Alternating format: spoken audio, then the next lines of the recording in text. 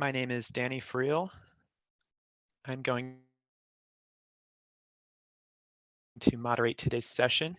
And again, I'd like to welcome everyone to the Government Agencies Career Fair, hosted today by the National Institute of Statistical Sciences. My name is Danny Friel, and I work as a statistician at the Bureau of Labor Statistics. I'm delighted to be the moderator for today's session. Before we kick off, I'd like to thank Megan Glenn and Jim Rosenberger, as well as the rest of the NIST Affiliates Committee for organizing the webinar, and welcome all of you for attending. The reason we're here today is to talk about the important work that goes on in the statistical system of the US federal government and about the people who carry out that work. Every day across 13 statistical agencies and beyond, statisticians, data scientists, analysts, and economists work together to collect, analyze, adjust, and release data on topics ranging from the labor market to the justice system. The estimates produced by these teams is used as the basis for a wide range of decision-making and policy-making that affects the lives of millions of Americans, as well as people all over the world. Today, we'll have the opportunity to hear from two panelists who will share a bit about their experience working as statisticians and give advice to data scientists, statisticians, and economists, including those of you on the webinar today who may want to explore this as a career in the future. Each speaker will have about 15 to 20 minutes to share their experience, and they will share their advice on topics ranging from job opportunities at their agencies, the skills required to succeed in those roles, typical career paths for analysts in their agencies, current openings in their agencies, and advice to students based on their experiences in their careers. Throughout the presentations, please use the Q&A feature to put your questions in the chat. I will be monitoring these to facilitate a discussion after the two speakers present.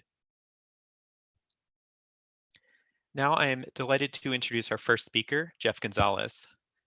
Jeff is a research mathematical statistician in the Food Assistance Branch of the Food Economics Division. He's currently leading survey and data development efforts for the second National Food Acquisition and Purchase Survey. His research interests include modular survey designs, responsive and adaptive designs, respondent burden, and non-response bias. Jeff joined the Economic Research Service in December 2019. Prior to joining ERS, he was a mathematical statistician at the US Bureau of Labor Statistics. He worked on various aspects of the statistical and survey methodology for national surveys on employee compensation and working conditions. He also conducted research for the redesign efforts of the Consumer Expenditure Survey. Jeff received his PhD in survey methodology with a statistical science concentration from the Joint Program in Survey Methodology at the University of Maryland. He also has an MS in biostatistics from the University of Michigan and a BS in biostatistics from the University of North Carolina at Chapel Hill. Jeff, it's all yours. All right, thank you, Danny. And I do want to thank NIST and everyone for the opportunity to present here today. I will sort of preface this discussion and my presentation about ERS by noting that I've only been at ERS now for about 2 years, and as Danny mentioned, and I think it's maybe a little bit ironic, but I think the office that I used to work for at BLS, Danny might actually work in right now. So that's a little bit of a coincidence. I actually started my federal career just over 15 years ago. So I hit that 15-year mark in January. I started at the Bureau of Labor Statistics, had a brief stint at the Agency for Healthcare Research and Quality, and now I'm at the Economic Research Service. But what I thought I would do today is maybe give a brief overview of the Economic Research Service, talk about its mission, its organizational structure, some of the research areas and divisions, publications and outputs and data products that ERS produces, and then highlight maybe some of the work that I'm doing in terms of the data development efforts, some cooperative agreements that I have with external researchers, and then conclude with some employment opportunities at the Economic Research Service. So as Danny mentioned, I joined ERS in December of 2019, so just over 2 years ago. And it was a very interesting time, I think, for ERS. People might remember ERS being in the news prior to that. And it's moved from Washington, D.C., the headquarters in Washington, D.C., to Kansas City.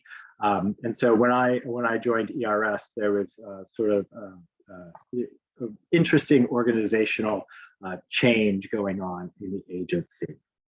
But even so, the Economic Research Service, its mission is to anticipate trends and emerging issues in agriculture, food, the environment, and rural America, and to conduct high quality, objective economic research to inform and enhance public and private decision making. What ERS does not do is make policy recommendations. We do high quality, objective, relevant, and timely research related to issues in food and agriculture. As one of the principal statistical federal agencies, we're actually one of two federal statistical agencies associated with the U.S. Department of Agriculture, the other being the National Agricultural Statistics Service. We produce timely economic statistics on a variety of agriculture and food and environment issues. We help build and strengthen data for research and analysis covering a broad range of economic and policy topics. And then we provide the public with trusted sources of information and secure secure platforms for dissemination. Here's just sort of a high level, an organizational chart for the Economic Research Service to give people a sense of how we are organized. As I mentioned, prior to the USDA or ERS's decision or announcement to move the headquarters to Kansas City, I think ERS is generally a very small federal statistical agency. I think BLS probably has like 1,500 employees. On the other hand, ERS probably has roughly around, when it's fully staffed, maybe around 300. When I joined ERS, there were probably only about 120, so down from that 300 number. And it was probably attributed a lot to the move to Kansas City. But now we're all working from home since the start of the pandemic. But anyway, ERS is organized in sort of four broad areas of economic research. We have the Food Economics Division, we have the Market and Trade Economics Division, and then we have the Resource and Rural Economics Division. We also have another sort of research support branch that helps deal with sort of publication and web services and some of the ArcGIS geographic research that we do. Within sort of those research areas and divisions, as was mentioned, I'm in the Food Economics Division, and the Food Economics Division conducts research related to the food sector, consumer behavior related to food choices, and does a lot of research on food and nutrition assistance programs like Supplemental Nutrition Assistance Program, WIC, and the National School Lunch Program. The Food Economics Division helps produce the annual report on the situation sort of food security in the United States. And we do a lot of research on those food and nutrition assistance programs. The Market and Trade Economics Division within ERS monitors and evaluates and conducts research on domestic and foreign economic and policy factors affecting agricultural markets and trade. And then the Rural Resource and Economics Division studies linkages between agricultural, energy, and climate and environmental policies and things associated with that. ERS, one of ERS's sort of primary goals, it's full of economists, it's full of PhD economists, is to publish, get the research related to agriculture and food markets out there. ERS has a number of avenues for publishing. It has a number of outputs and data products, and it digitally produces or publishes its research and analysis in economic research reports, including peer-reviewed journal articles, articles in the flagship publication, Amber Waves magazine, which provides a full range of ERS research and analysis on economic and policy issues related to agriculture and food. We have a number of data visualizations that can be found on our website. Some of them are interactive, and some data products that ERS not only acquires, but also produces itself. And so here on this slide, I just have a few of the more recent article headlines from the Amber Waves magazine, and you can get a sense of sort of the types of research or analysis issues that ERS economists are working on. One of our most frequently looked at or explored data products is an interactive data visualization tool called the Food Environment Atlas.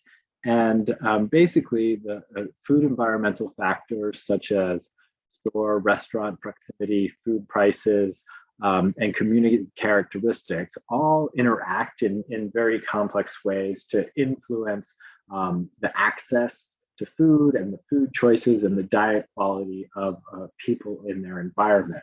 And so with this, I don't have the interactive features in this presentation, but with this atlas, you can go explore and assemble statistics on food environment indicators, get a spatial overview of the community's ability to access healthy food, and various other graphical displays related to the food environment,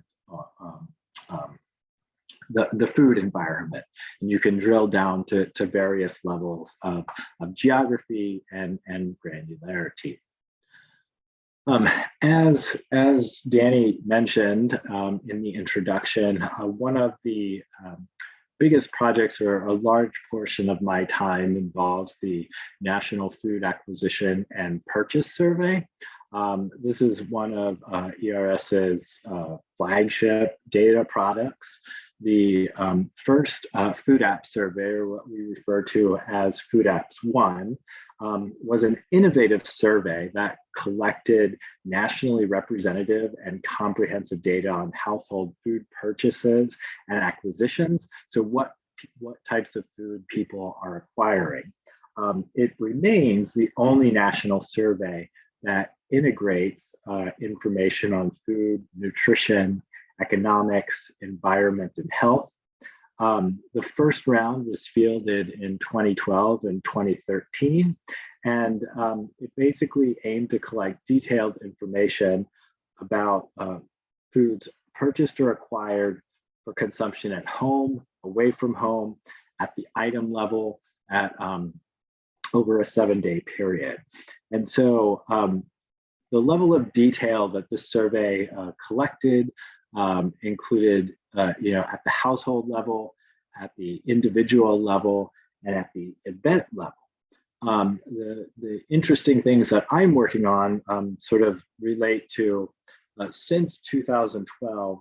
Not only has the landscape in which people acquire food has changed, but also the survey environment, the survey methodological environment has changed.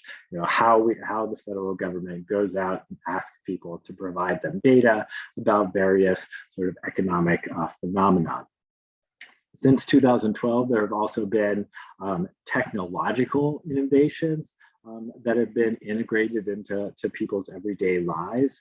And so this effort, this centered on developing this data product, is really to design a survey, the second round of the National Food Acquisition and Purchase Survey, to capture the changes in the landscape of how people are acquiring food and integrate sort of the new technological advances have been made since 2012. And so while Food Apps One was a successful survey, it's been a decade since the data were disseminated.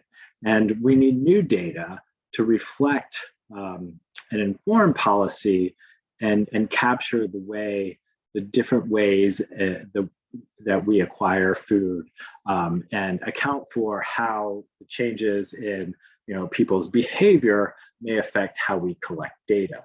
So the effort that I'm leading and overseeing with a great group of people is to design a survey that essentially captures higher quality data and expands the survey concepts that we collected in Food Apps One to reflect those changes in food acquisition patterns. And since I work in the food assistance branch and we study food and nutrition assistance programs, we want to make sure that the survey integrates or incorporates better identification of those participating in food and nutrition assistance programs. There are new concepts that have evolved over the last decade that we need to capture in our survey related to food pantry usage. Online ordering really didn't exist, I think, a decade ago, and even over the last 2 years during the pandemic, ordering over smartphones and having delivery has really taken off. And so we've been working on developing a smartphone application, which we refer to called the Food Logger, and I think you can actually find it on the Apple Store. And when we go into the field to collect these data, it will be the primary vehicle by which people in our sample, people who we go out and ask to provide information about their food acquisitions, will report their acquisitions. Two other examples of some of the work that I'm doing. So I should mention there are a lot of opportunities at ERS for collaborating with external researchers. We have a number of avenues or cooperative agreements that researchers at ERS sort of get involved with, and they partner with other researchers at universities, and they carry out some interesting work related to food economics. And so two of these examples of the cooperative agreements that I'm involved in deal with the food retail environment and sort of looking at the role that it plays in nutritional security. But I think what's motivating this research is that these measures that have been sort of involved have been used in studying the food retail environment have only been calculated at the aggregate level. And so this may overlook issues or disparities or inequities related to economic status, racial status, and social inequities. And so this project is a combination of various economic concepts and statistical concepts to construct some household level quality measure of the food retail environment that we can use to sort of study some of these disparities that may exist across these economic, racial, and social inequity, social boundaries.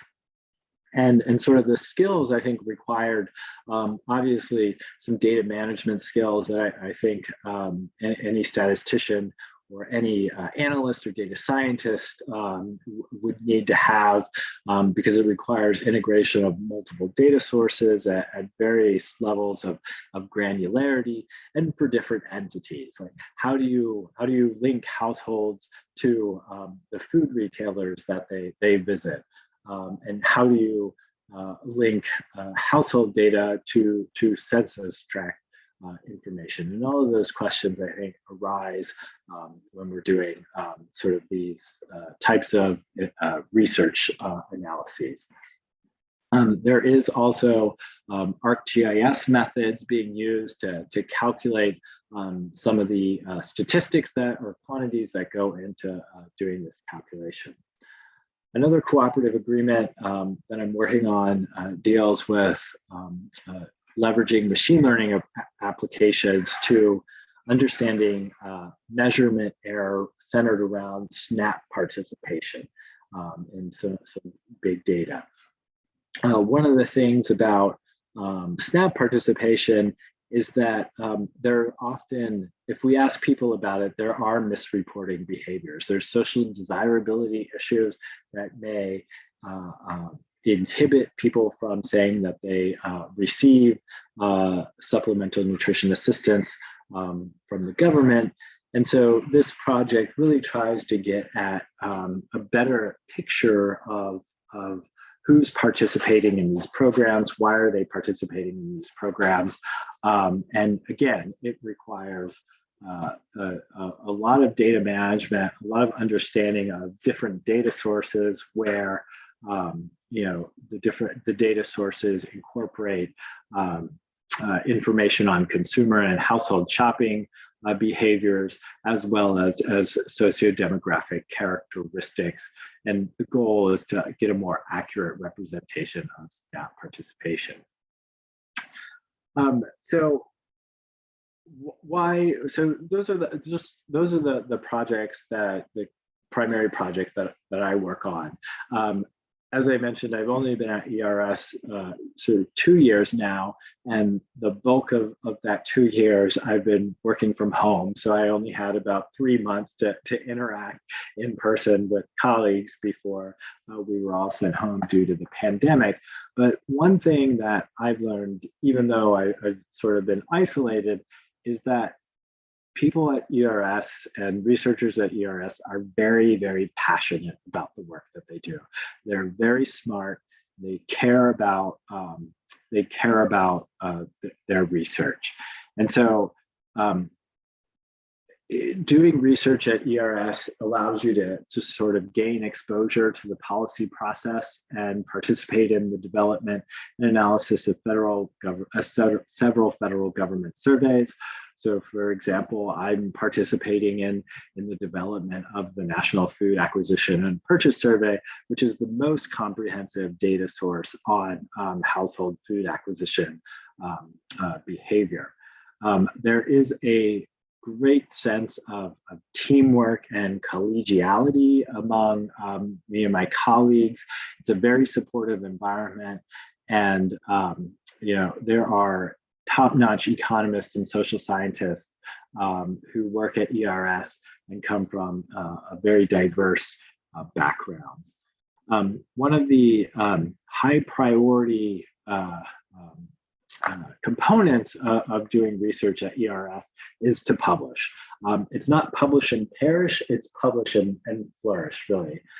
We always have opportunities to publish in academic journals, publish in the flagship publication Amber Ways magazine, and even in smaller little economic briefs or technical bulletins and those types of publication avenues. And another thing about ERS is there are ample opportunities for training and networking. I think in a normal climate, we would be able to travel a lot more for conferences and presentations. Even during the pandemic, we do get to attend conferences, although most of the conferences I think to date in the past 2 years have been largely virtual.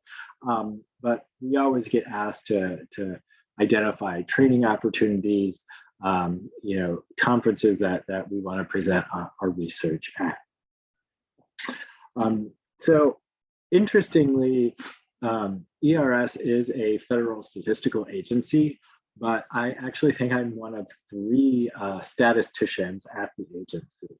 The agency largely, most of the job categories at ERS tend to be economists, but we do employ other social science researchers, geographers, data analytics, database and web developers. And if you do think that ERS might be a place where your interests might lie, we do have several openings right now related to an agricultural economist or research agricultural economist, and that you have time to apply. So I would encourage you, if you're interested, definitely check out USA Jobs for these vacancy announcements. And I think that's all I have.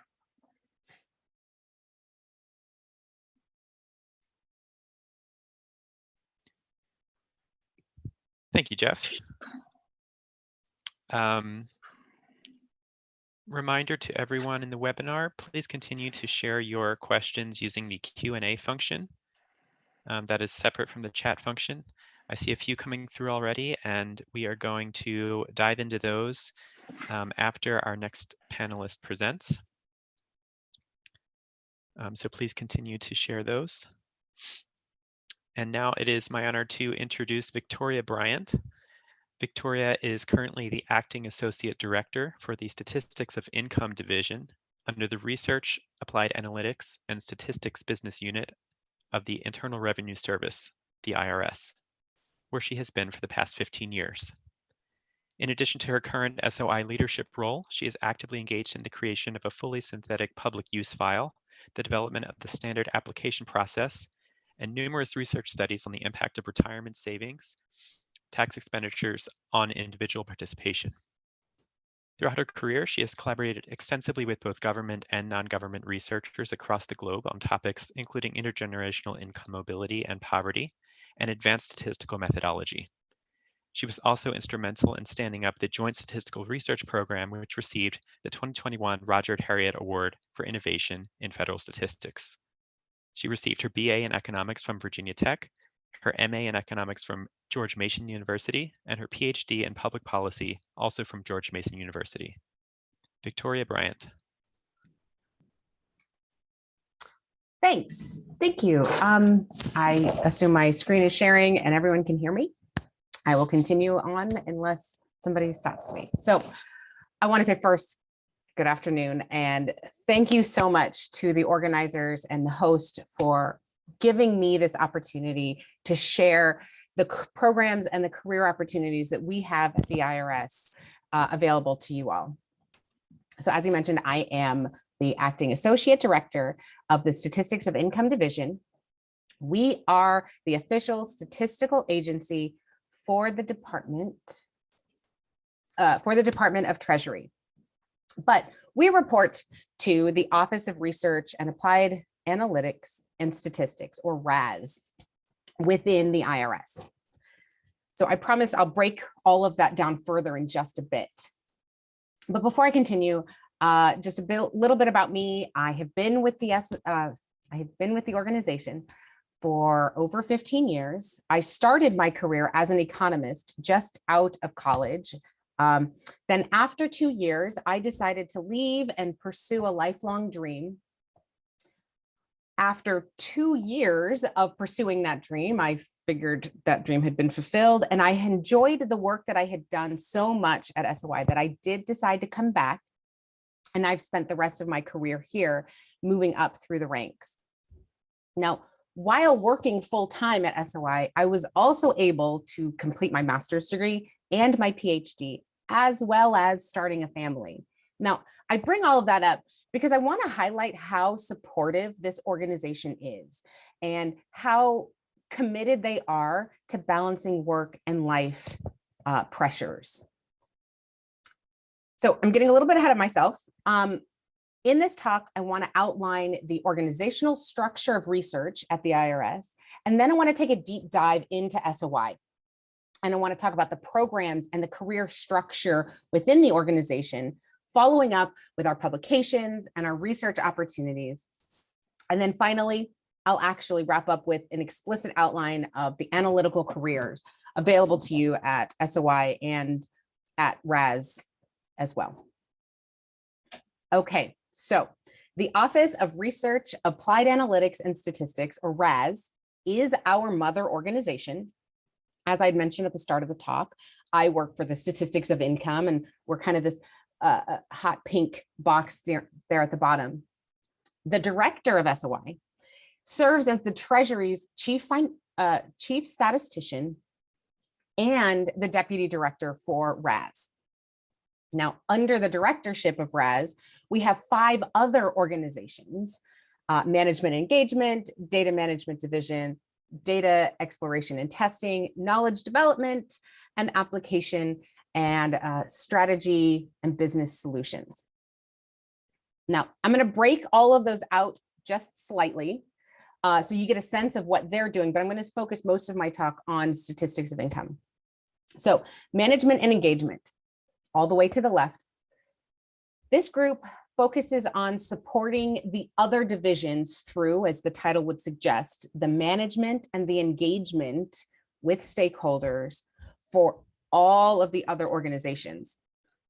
So really, they support the administration of running the RAS organization.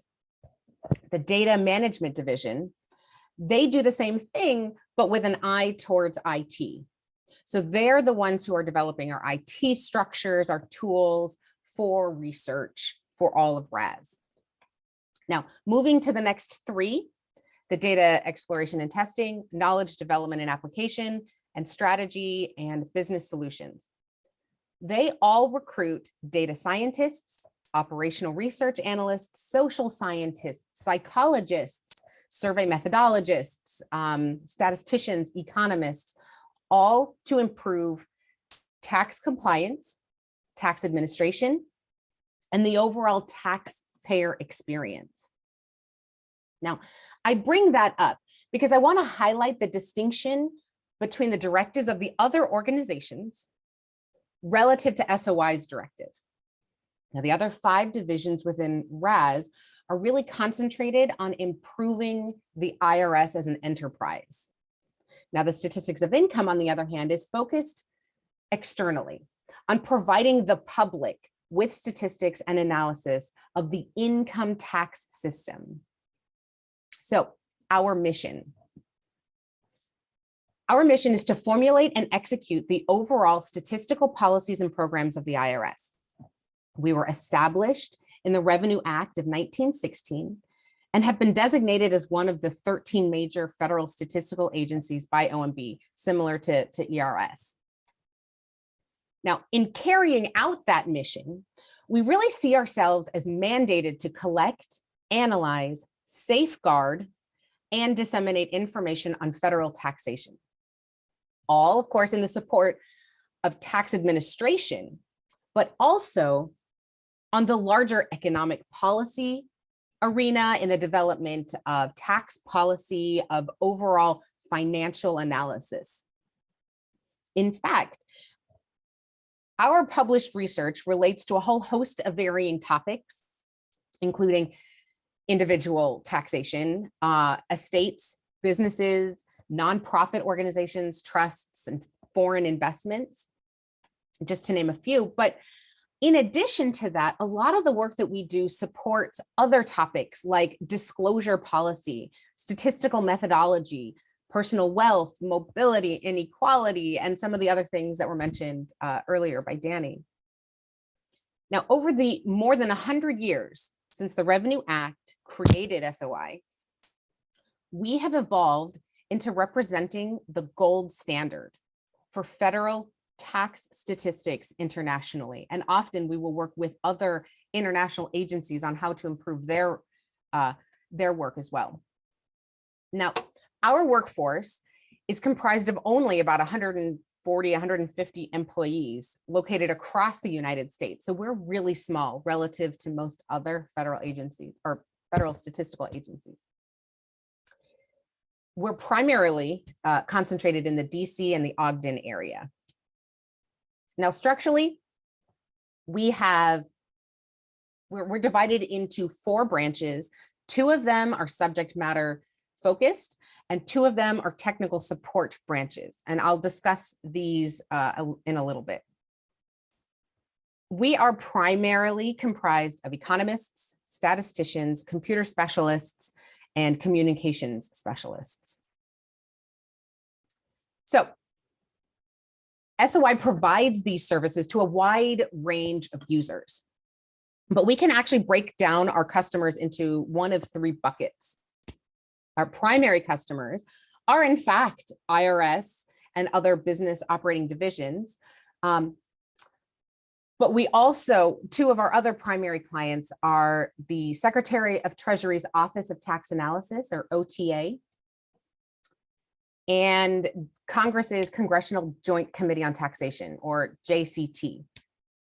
Both of those organizations, OTA and JCT, actually receive the full set of all of our microdata files for each of our programs. Now, we also serve other federal agencies, and I've listed many of them here. This is not an exhaustive list, but it does give you a sense of the other organizations that we are working with in our day-to-day processes. And then finally, and while it seems small, this is who our primary focus is on. These are the individuals and the businesses, the not-for-profit research organizations like the Urban Institute or Brookings or NBER. We work a lot with the press through the media relations of the IRS, and we also work with tax professionals a lot as well. So now that you have a broad sense or broad overview of who SOI is and who we serve, I do want to break this down even further so that we can actually talk about the career structure and the organization of the division. So back to the organizational chart.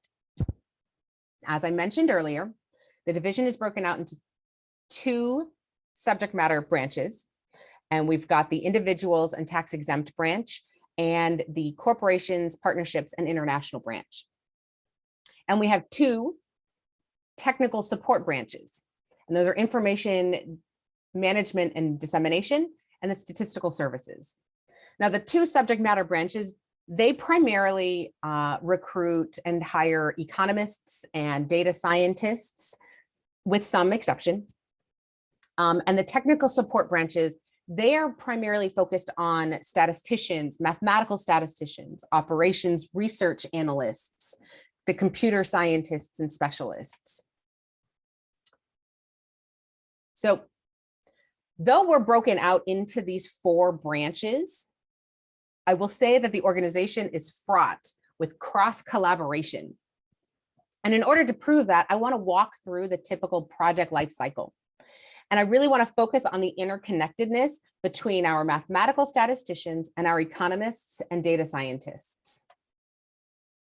Okay, so what I'm about to walk you through represents the vast majority of the work that SOI does.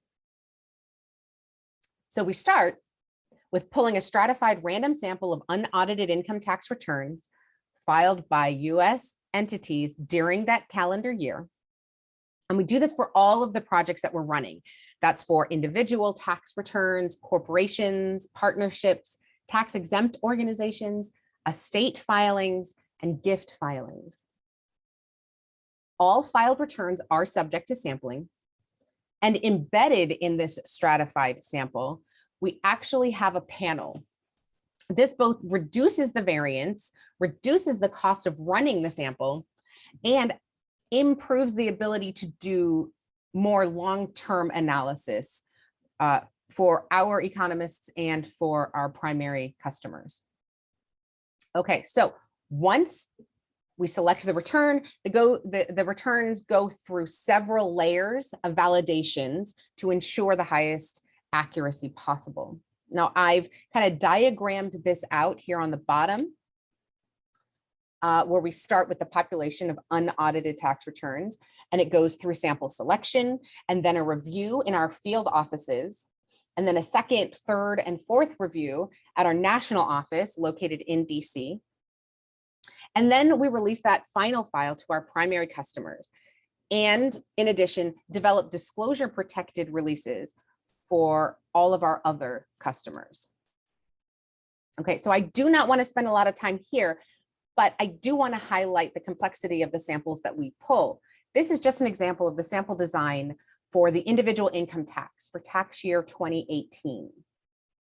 All of this information plus the designs of our other samples are on our website, and I'll give you that link in just a minute. Okay, So now that we all have a good sense of the project life cycle and what that kind of looks like, now I'd like to break down the project cycle into who's responsible for what. And what I want to really do is kind of describe the typical day of any one individual. So in sample selection, this is handled by our mathematical statisticians who work in coordination with the subject matter branches to develop and monitor our annual sampling. Once the sample has been selected, the subject matter branches have economists who work to oversee the field editors, ensure data accuracy, and develop tax model specifications. From there, those same economists, and in addition, data scientists, work to develop analysis, our publications, and various other offshoot studies. And I've only listed a few of them here. Now, one really exciting collaboration that occurs is the development of our public use microdata file. Now, mathematical statisticians work with economists and data scientists to develop a secure, privacy protected, statistically representative microdata file for public circulation. Now, this is used for people outside of our primary customers to be able to study tax policy, tax administration, or any other economic topic that this data would be useful for. Now, in a nutshell, this is the project life cycle. So that's really like the big stuff that SOI does. But in addition to this work, we also have this other statistical services section, and we call it the service-wide support section. And they don't do as much interacting with the rest of SOI, but I would be remiss if I didn't share this in this career fair with you. For this section, we recruit mathematical statisticians, operations research analysts, and program evaluation and risk analysts. So now this section is really cool. It is broken up into two different functions, or two primary functions. And the first is our statistical support. Now, because we are a statistical agency for and within Treasury, we provide a lot of the statistical support on other areas outside of SOI. So we develop a lot of the sample designs, the weighting methodology, the variance estimations for various projects as they come in and request services. We also develop the survey design and administer a lot of the surveys that go out from the IRS. In particular, one that we just finished was the customer satisfaction survey. And we also do a lot of other research surveys as well. Now, the other half of this section works on projections or forecasting tax return volumes in support of IRS workload planning and their hiring processes. They also provide ad hoc projections as IRS comes back and needs more information. I've listed several of the various projections that they work on in red here at the bottom. So now that you know how SOI functions and the type of work that we do, I kind of want to switch gears a little bit. And instead of talking about the things you would do on any given day, I'd like to talk now about the things that you could do, or rather the opportunities that would be available to you at SOI. So one major aspect of our work is disseminating the information that we're collecting and analyzing. We accomplish this through a whole host of flagship publications. We also go to conferences and give presentations, and we work to publish in journals. We do working papers, joint research, and the list goes on. But this is a list of all of our flagship publications. Some of them come out quarterly, but most of these are annual publications that we put out. In addition to those more routine publication opportunities, we have a whole host of additional cutting edge research opportunities that we're actively working on now, and we're always seeking to expand on. We have a very robust joint statistical research program. And this is much like what ERS has, where we collaborate with academics and external researchers to focus on tackling the big tax policy questions of our day. We're actively pursuing development of numerous fully synthetic public use files and the application of differential privacy. We also have a numerous amount of data analytics and process improvement opportunities. And these are just a few that were off the top of my head I could come up with. This is a very deep list, which of course I was not going to end up having enough space to include. Now, all of these research opportunities are currently available, and this doesn't even list those that are still just emerging that we don't even know about yet. Okay, so the organizational chart one last time. I've spent most of my time talking about the opportunities at SOI, but I do want to mention that all of these other organizations are also looking for similar career paths and career opportunities. And I do want to at least acknowledge that for you. So what are we looking for, and are we hiring? So the positions we generally post are for statisticians, mathematical statisticians, operations research analysts, data scientists, economists. Now that's who we typically will post for. That doesn't mean that we won't post for other things. So if there are other areas that you're interested in, don't fret, just be a little bit more patient. We seek all levels of education. We often will hire undergraduates, but we do hire master's and PhD individuals as well. We really are looking for individuals who have concentrations in sociology, economics, public policy, obviously tax and tax administration, and of course, statistics. Now, we post all of our openings on our website at www.irs.gov/statistics. But to apply for those positions, you do need to go to USA Jobs. And of course, all of these are posted on USA Jobs as well. I do want to mention one other avenue of hiring that we are actively involved in, and it's called our Pathways program. Now, this targets current students and recent graduates and offers a method for getting experience and developing your career at the IRS.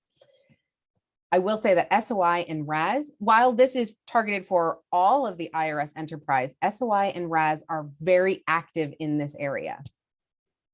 So I believe we've already provided some of the flyers on these programs, and you can find that on the NISS site.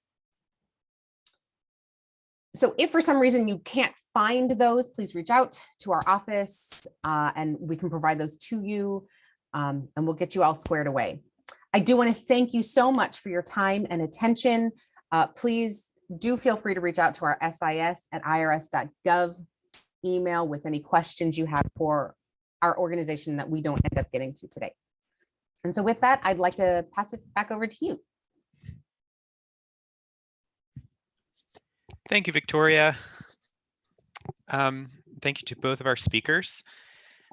Got a wealth of knowledge there, and questions are flooding in. So I am going to pick a couple of those to continue our discussion. I want to start with one piece of logistics, though.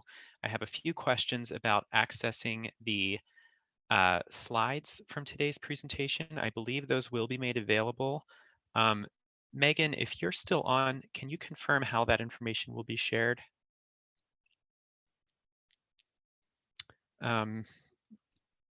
Yes, I see Megan has confirmed that in the chat. So please, thank you, Megan. Please keep an eye out for that that will be shared with attendees after the webinar.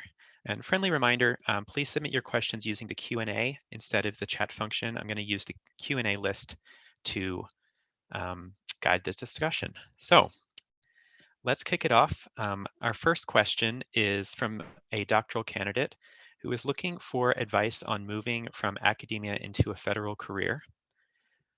This person says that many doctoral programs prepare students for an academic career, but they're finding it difficult to get a foot in the door. So any advice would be appreciated. And I think that both of our panelists can speak to that. So I will hand it over to whoever would like to speak first. Maybe I can start a little bit. So one thing that maybe didn't come up in my presentation, like Victoria, I was actually very fortunate to be able to work on and complete my PhD while I was fully employed at the Bureau of Labor Statistics. So there are avenues to kind of get your foot in the door that way. I will also say that ERS, like SOI, does have a Pathways internship program.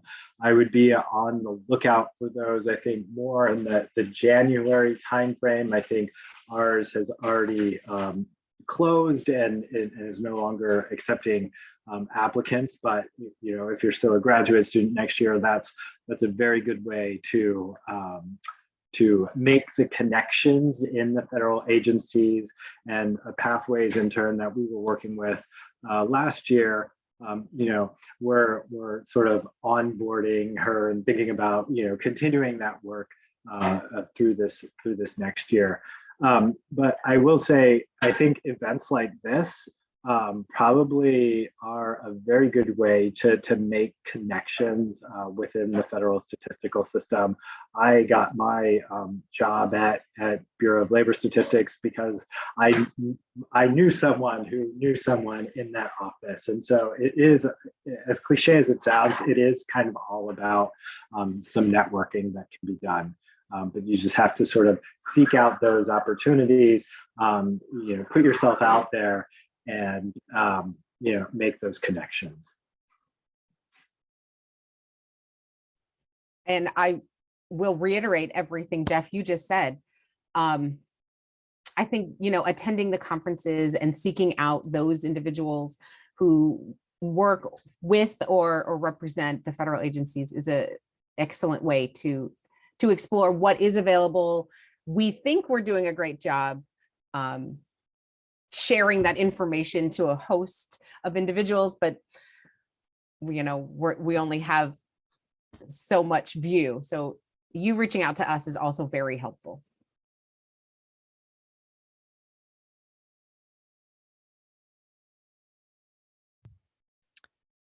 Thank you both. A related question is from an undergraduate student who is studying financial economics and actuarial science, asking a similar question about whether they should search for internships or simply submit an application. I'm wondering if we can use this to also talk about, if someone isn't successful finding a position through networking, that alternative, I think, is browsing USA Jobs. So I'm hoping that our panelists can speak a little bit about USA Jobs. I know that it has a bit of a reputation for being challenging to find a job that fits your interest and experience. But any experience that you have with that, as well as for this student. Okay, so I will take it on first. Yeah, I totally understand how USA Jobs could be difficult. So we attempt at SOI to make it easier by trying to get as much information on our website about open positions as we can, and we keep that up to date as best we can. We're always the people everyone loves to hate. So often our resources at the IRS have kind of diminished and we haven't been able to backfill as much as we'd like. So every once in a while, our website does fall victim to limited resources. That said, we are in what I'm hoping is a dawn of a new day for the IRS, and we are actively seeking to fill past positions that we did not have the budget to do. And so I'm hoping that that on our website, you're going to start seeing a lot more of that activity as to whether you go from the internship to submitting an application. I don't have a lot of experience with the internship, but I feel as though at the moment, that's where we're putting a lot of our resources. Hey, Victoria. Yes, ma'am. And Yeah, you I'm want being me to corrected by the actual person who knows everything about this. And so I apologize, please. I can jump in really quick and then I'm gonna get out of your way. So as far as it relates to the recent grad program, right? We accept applications within 2 years of you graduating. In addition to that, if you're a current student, you can apply through the Pathways Internship Program. So you come on as a current student, you're put on a trainee PD, which is a developmental position description. And then once you finish your degree, then you're converted to an actual IRS position description and a full-fledged regular job. So you're on like a trial, you go through a trial period. During that time, you have to have so many work hours. I believe it's 640 work hours. And then you can convert to a regular position. The other option is to utilize the recent graduate, still a Pathways program, but it requires that you already have your degree completed or are within so many months and no more than 2 years. And then there's some extra special options if you're a military person. So that's the other option if you're either a recent grad or a student. And then the Presidential Management Fellows is the third Pathways program, and that's geared toward graduate students. So if you would come in, at the grade 9 level, if you have your master's, depending on the type of position, you could come in at a grade 11 if it's a research position. So please definitely, I have a few tips for USA Jobs. It is not a sprint, it's a journey. You can set up your saved searches based on specific occupations that we hire in the federal government. And there is a specific area, if you go on USA Jobs, under the student hiring, it says students, recent grads, and you can click on there and it'll actually give you a crosswalk to your major versus the type of federal job it is. So definitely take some time and explore that. Set up your saved searches. Like I said, it's a marathon, not a sprint. And so you have to be diligent at, exploring. It's the best hour to take to set, not even that, maybe 45 minutes to spend setting up your saved searches so those emails can come to you whenever something hits USA Jobs. You don't have to go in there exploring, it'll just come right to you. You can decide whether or not you want to apply. One thing is, volunteer experience is also helpful in qualifying for federal jobs. You don't have to have, work experience. You could use your voluntary experience, and you have to have dates on your resume so that we can make sure that you qualify of having the year of specialized experience if it's required for the position. Otherwise, if you're applying, there are some positions that you can qualify on just with education. So I believe you're in that boat. So those are the 3 options under the Pathways programs. And there's other programs at other federal agencies, but we primarily use those. So look for our jobs that are going to be posted under the recent grad program on USA Jobs. They have it in HR, they're working on it. Hopefully in the next couple weeks, you'll see them out there, but set up your profiles. That's it. Turn it back over to you guys, the experts. Well, I think you just showed what an expert you are. So thank you for being here, because I think Jeff and I know very well the career path. We are not as familiar as you are. You have really carried the day. Thank you so much for being here. You're welcome. I do want to add maybe and maybe this was kind of evident through the presentations, the federal statistical system is very, very diverse. And so if you're exploring on USA Jobs, looking for mathematical statistician positions, economist positions, don't necessarily limit yourself to one particular field. Think, oh, I have to work in sort of an area related to tax. I have to work in an area related to energy. Coming in as an entry level mathematical statistician or economist, as long as you know the statistics and the data analytics aspect of it, you can pick up the substantive stuff and maybe be exposed to a new area, I think, that you might not have known before and might find, I think, fulfilling.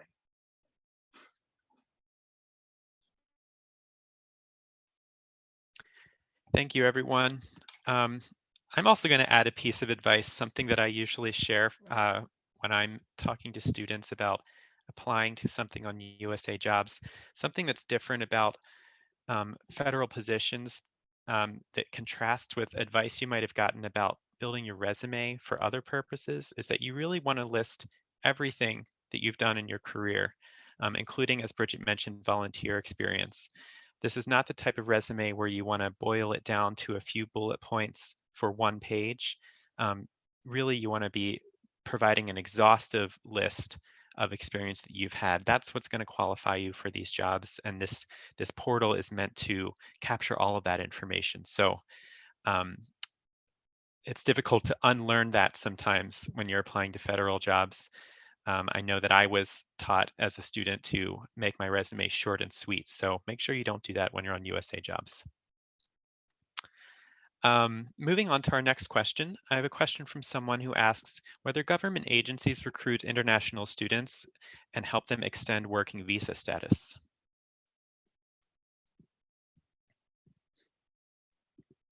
We should turn that one over to Bridget. I think. So for the IRS, we do not. However, I think you have to explore their agency page because every agency is different. I don't want to speak for other agencies. At the IRS, unfortunately, we do not offer sponsorship for visas and things like that. But I know that there are some agencies that do.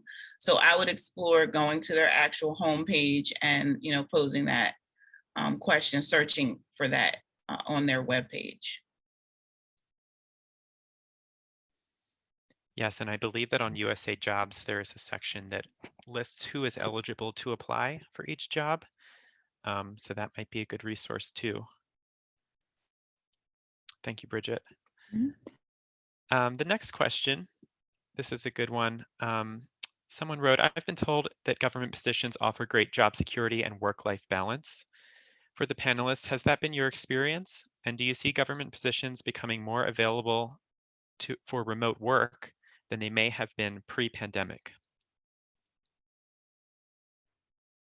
I can go ahead and start with that one. Absolutely, I think the federal government is I've been working here for 15 years. The federal government is a great place, I think, to work and offers great work-life balance. I can't speak specifically to ERS. Definitely before the pandemic and now, we are in the process of designating positions as remote work eligible. And those announcements should be going out this week, actually. And what that allows people to do is essentially work from anywhere within the contiguous 48 United States. And so there is a lot of virtual work, telework, that will be going on in the future, where people necessarily won't be tied to a specific duty station or headquarters located in Washington, D.C. or Kansas City or Ogden, Utah, and places like that.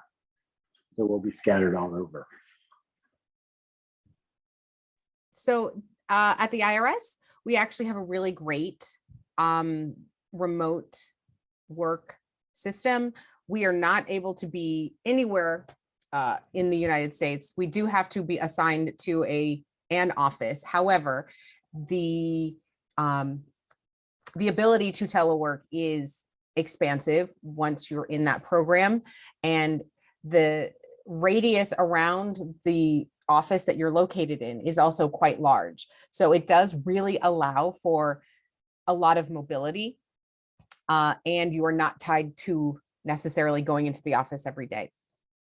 As for the like general benefits of working for the federal government, they are wonderful. I mean, I think they're good in that, you know, I didn't realize this because I've spent my career in the federal government, but and this seems very trite, but you get an option for your health insurance. I did not realize that private organizations, this is your health insurance, and this is what's covered and this is what's not. Federal government, fundamentally different. I think that's pretty amazing. Some of the other really nice work-life benefits. They do have a really nice structure with how you're allowed to work. There is not a 9 to 5 necessity, at least at the IRS. You can adjust your schedule based on, you know, you can work 9 hours every day to then once every 2 weeks have a day off. There are some really nice nuance programs like that. I think somebody asked in the chat once if the IRS covered any of the payments for either my master's or my PhD, and they did not.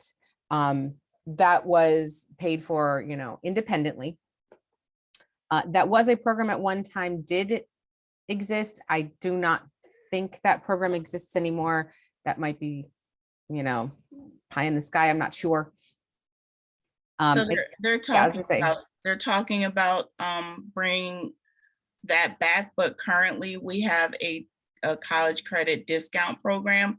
Certain colleges across the nation are partners in that for us, so that's an option for you. And one other thing is we have an employee referral bonus program that will give you $500 if you refer a family or friend, and they actually start with us. So that's another, we do incentives that way.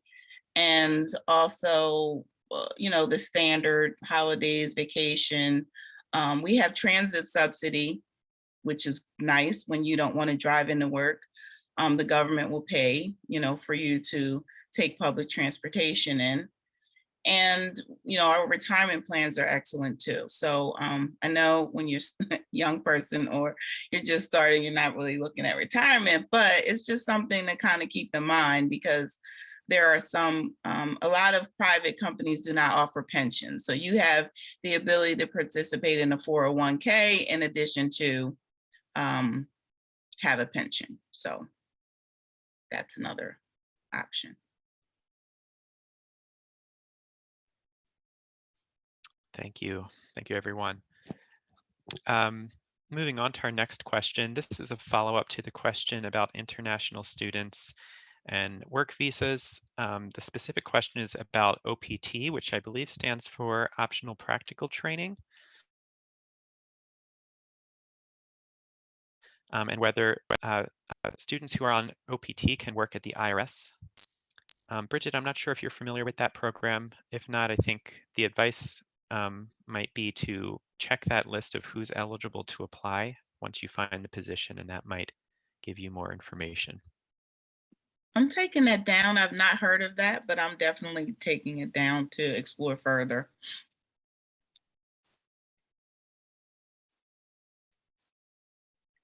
Great, thank you.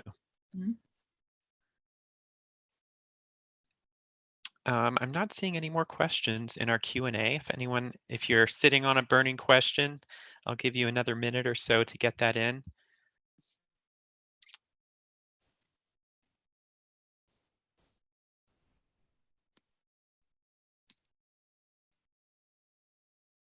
Gotten a lot of good advice so far.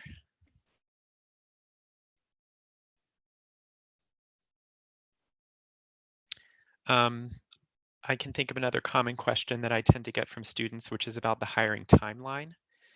If anyone has any experience with those timelines, how, when should someone expect to hear about a position? How long might it take from applying to starting? Bridget, or if someone else could speak about that. Again, a journey, not a sprint. Our official goal that we try to do is 80 days, right? That's the normal, that's what we hope for, because a background can take anywhere from 30 to 45 days, right? So we try to engage and keep that connection with the applicant throughout. Once you apply at the IRS, you're gonna, that part is handled by our HR specialist in our human capital organization. So they will acknowledge receipt. If you're applying on USA Jobs, they will give you a status update, or you can go back in and check to see whether or not you are eligible or qualified, whether or not you're referred to a selecting official. So those are the stages. The stages are: you apply, you get acknowledgement, they determine whether or not you're eligible and qualified. And if you are, then you move to the next stage, which is essentially being referred to the selecting official if you're best qualified. One thing I will say about this that no one has talked about is the government also provides a veterans preference. And so that sometimes those folks have preference by law to be considered over non-veterans. So depending on the type of an appointment it is and the type of announcement, you will have to compete alongside of veterans that have preference. And so that's just the consideration. Sometimes people will look at them not getting referred as them not being qualified, and that's not the case. And so I don't want you to get discouraged if you receive a notification like that. It's just saying that, if you qualified and if you've qualified and you reach referral stage, you have really done something, because that's telling you that you had what it takes, you were minimally eligible, and now you've made it to the place where a hiring officer can look at it and determine, yay or nay, whether or not you'll come on board. So getting to a certificate is really like where the target should be, because that is where you're going to be, put in front of a hiring official. So don't be discouraged. Like I said, you just have to keep plugging away at it. Do not give up at all. Like, I came in through a similar program. It's no longer in existence. It was the Federal Career Intern Program. And I came in through that program and was on a trial basis for 2 years, and then they made me permanent. So again, it's not that if you get a notification that says that you weren't selected, it doesn't mean that you weren't qualified. It does not mean that you're not eligible. It means that you never know who's in the applicant pool competing against you, and so they could have had preference, or it's a myriad of things. But again, your main goal is to get to being referred. And the timeline, again, right now we have a new system in the IRS, so that is pushing our 75, 80-day cycle time out a bit. And I'm sure that they're overworked with the backgrounds across all agencies. So we shoot for 80 days, but sometimes miracles happen and you come on before that. So please don't get, discouraged by the 80 days. It goes fast, trust me. Thank you, Bridget. Mm-hmm. Seeing a couple new questions here, so let's get to those. The first one is about programming languages. Someone asks if there are any common programming languages that are used in government that we should focus on learning. So I know the answer is yes, and Mm-hmm. I'll let our panelists discuss which languages they use day to day. I think it depends, right? So for some production shops, I think, like that exist at BLS and others who have official numbers that they have to produce. Their primary, my experience is that their primary programming languages have been SAS. That said, anybody sort of in the research realm, and now, you know, we have a lot more data scientists coming into the federal government. There is actually now an official job series focused particularly on data scientists. It's 1560, and they tend, or you know, those research type statisticians, I think, tend to use R, Python, other types of programs that are open source and people can contribute. But you know, if you know SAS, that's fantastic. But then if you know these other programs, that's even better. Yes, so we are a SAS shop, and one of my initiatives is to start kind of changing that narrative a little bit. So I do a lot of the research as well. So I've also, you know, we work in R, we work in Python, we work in Stata. There are a couple other kind of boutique languages that we'll work in as well. I would not encourage anyone to go out and learn a particular language in order to join the Federal Statistical Agency. At least at our office, we do a lot of that training in-house. You understanding the competencies around programming, far more important than the specific language that you are programming in. We can teach you that. We just want you to be able to understand how, you know, computers work, if you will. And one thing I want to add to that is when you're applying, right, focus on the competencies that are addressed in the announcement. It's not so specific. Sometimes people count themselves out because they are so, you know, literal, right? And thinking that, you know, well, I got this, this, and this, but not this, so I can't check off all this. Like, get to the interview and explore that, is what I say. You know, the competencies are always listed in the announcement. Specialized experience is always listed in the announcement, and you should focus on those things. Thank you. Our next question is from a student who is working on a PhD in statistics, but has not yet selected their research topic. And the question is, are there opportunities to collaborate with government agencies on dissertation research if the topic overlaps with work currently being done?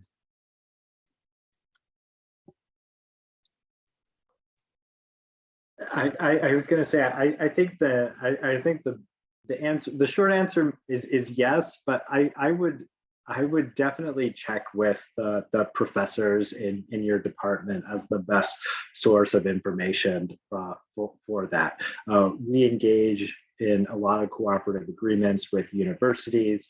Oftentimes they're with professors at universities who then have sort of a graduate student supporting that work.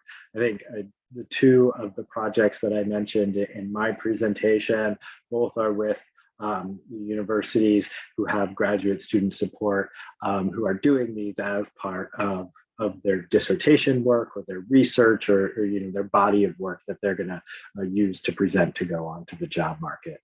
But so I had mentioned in my presentation this thing called the Joint Statistical Research Program, and this is exactly the same thing that Jeff is referencing in his work, but we have a fancy name around ours. We used to work with a lot of dissertation, with a lot of researchers who were working on their dissertation, but we've now kind of shied away from that because it takes so long to do the background investigation. It takes so long to get you up and running in the IRS computing environment that we were finding too often students were running into time limit constraints. And so we've shied away from doing that recently. That said, I have worked with students on their dissertation. Most of the time now it is with the professor who is overseeing it, and then the student works with that professor. But I do want to put in a plug that in 2017, 2018, the foundations of, or I call it the Evidence Act. So I'm going to just butcher the name of the actual act, but if you Google Evidence Act, you'll get there. Requires that the federal statistical agencies develop a SAP, which is the standard application process. And that should be stood up and functioning by August, I think is the deadline. And that is an excellent way for you to request, you can submit your research question. It will be, if everything works the way it's supposed to, go to the federal agency who is best suited to answer those questions. And then you can work with them to determine, feasibility from there. So that may be an option if you can wait until sometime this summer.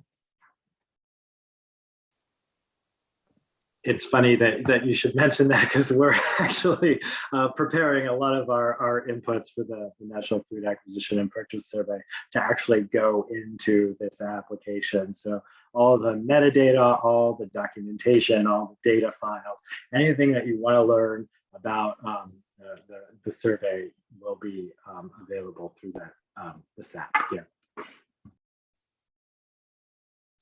Great.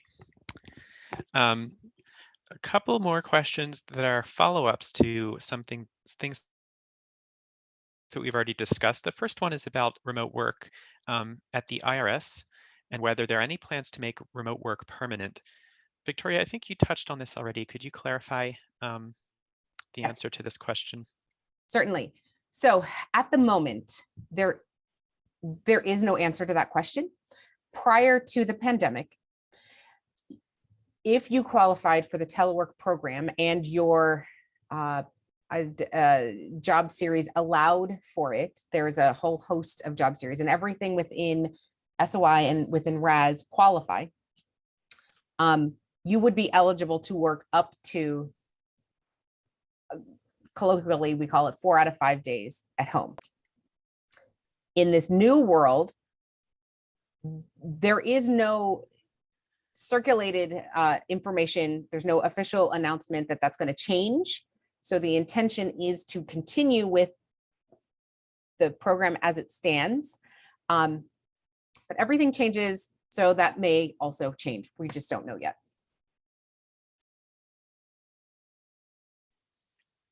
Thank you, Victoria. The next question here, another follow-up about non-US citizens applying for positions. If someone is a Canadian citizen, can they apply for a position? Again, many, and I would say, I think most or the vast majority of positions on USA Jobs are only open to US citizens. There are some exceptions, but it's difficult to answer that across the board. So really you would have to check the individual job posting, and that'll let you know who is eligible to apply for the position. Okay, we just have a couple of minutes left, and I want to give each of our panelists one more opportunity to speak to this prompt. Would love it if you could share some advice on something that you might have done differently in your career, or a lesson that you learned throughout your career that you wish you knew earlier. Some parting words for our attendees today. Do you mind if I go first? I'm sorry, I just started talking. Please do. So things that I wish I had known before. When I was new in the government, I was always told, don't create waves. Don't create waves. The government moves slowly. This is just how it works. And I wish I had not heeded that advice so early on in my career. I think that we are in a whole new environment in at least the federal statistical agencies, that we are really pushing the boundaries on things. And so I really want to encourage you guys to, whoever says, the federal government just goes in, does their job and goes home, that's not the case. And I wish I was more inspired earlier on, because I think I could have made more difference before. And so now I'm just kind of behind the bell curve, like I'm so excited about the energy that exists in the federal statistical agencies that I really want to bottle it up and sell it, I'd be a millionaire. And so that's the advice I have is, keep pushing, and don't fall into the negative rumors that you hear. I think the advice maybe that I would give is, to the extent possible, take advantage of mentorship programs. I think it's very valuable to have someone who's maybe more experienced than you in the agency, who's gone through similar things that you might be going through at the beginning of your career, that you could talk to, turn to, learn from, emulate. Some of the best advice that I got early on in my career is, you are a survey methodologist. When you go to conferences, don't only go to survey methodology sessions, go to something else, because that something else is what you're going to learn that you could then apply to survey methodology. And then when you do that application, it'll be innovative and new. And that's how you're going to sort of get your name out there.